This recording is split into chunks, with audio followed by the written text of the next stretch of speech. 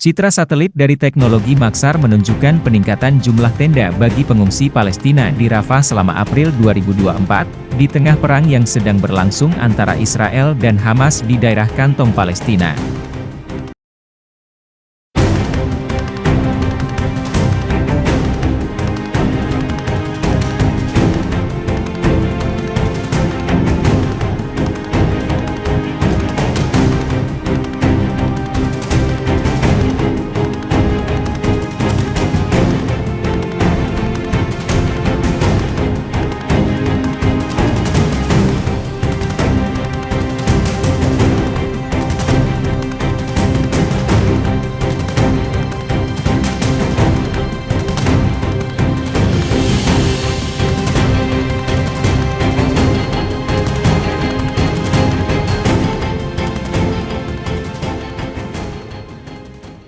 Download Tribun X sekarang, menghadirkan lokal menjadi Indonesia.